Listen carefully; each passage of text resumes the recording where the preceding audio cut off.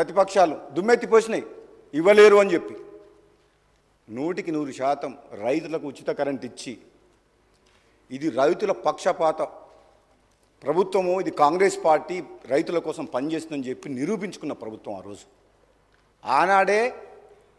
ఆనాటి ప్రభుత్వం రాబోయే రోజులను దృష్టిలో పెట్టుకొని రైతులకు ఉచిత కరెంట్ ఇవ్వాలంటే రాబోయే రోజుల్లో డిమాండ్ని దృష్టిలో పెట్టుకొని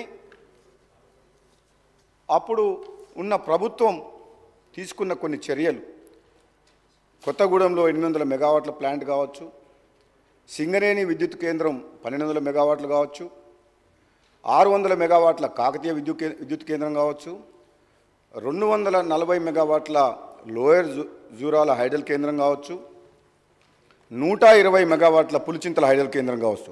ఆనాడు ప్రణాళికలు రచించి అప్పుడు మొదలుపెట్టిన ప్రాజెక్టులు.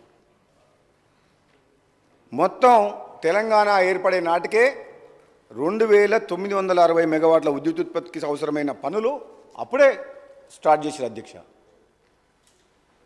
ఇంకో విషయం ఏంటంటే,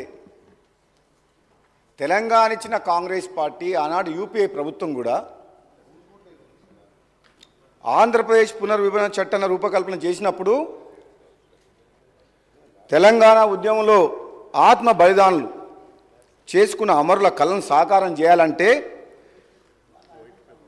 రాష్ట్రం ఏర్పాటు అయితే, జనాభా నిష్పత్తి ప్రకారం అయితే, ఆస్తుల పంపకం విషయంలో 58.32% ఆంధ్రప్రదేశ్కు, 41.68 తెలంగాణకు, అదే విద్యుత్ ఉత్పత్తి విషయంలో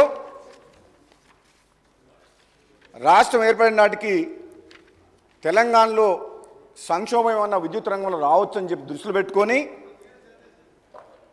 53.89 తెలంగాణ రాష్ట్రానికి విద్యుత్ విభజన చట్టంలో న్యాయం జరగాలని చెప్పి చేయడం జరిగింది అధ్యక్ష.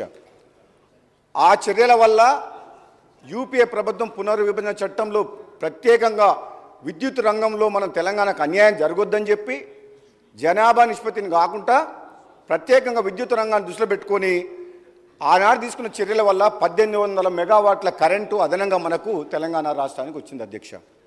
మరి ఇవన్నీ ఎంతో సెన్సిటివ్ ఇష్యూస్, ఎంత జాగ్రత్తగా తీసుకోవాల్సిన నిర్ణయాలు కాబట్టి ఆనాడు కాంగ్రెస్ ప్రభుత్వం అయినా యూపీఏ ప్రభుత్వం అయినా ముందు చూపుతోటి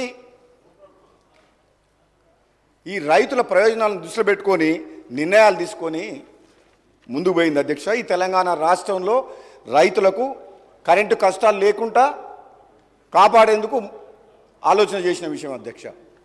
అటువంటిది ఈరోజు అధ్యక్ష ప్రతిపక్షంలో ఉన్న నాయకులు, పెద్ద మనుషులు, ఇక్కడ నిర్ణయాలు తీసుకున్న పెద్ద మనిషి లేడు, హౌస్కు లీడర్ ఆఫ్ ద అపోజిషన్ అయితే లేడు.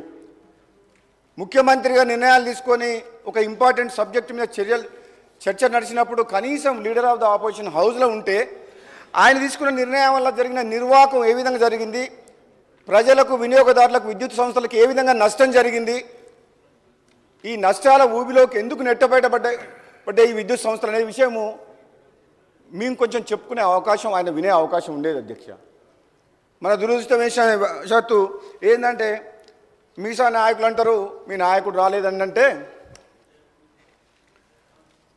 మీ స్థాయికి ఆయన అవసరం లేదు, మేమే చాలని అంటుంటారు అధ్యక్ష.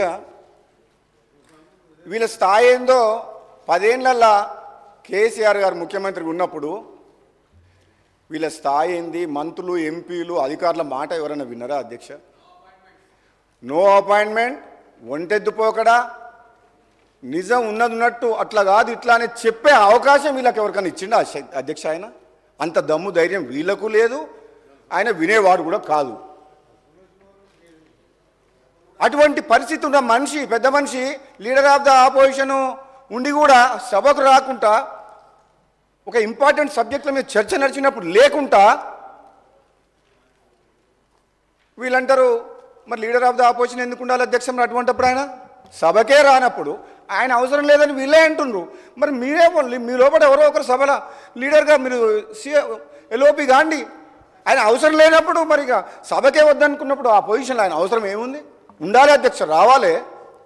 ఆయన చేసిన మంచి పనులుంటే ఈ కాంగ్రెస్ ప్రభుత్వం ఈరోజు రైతులు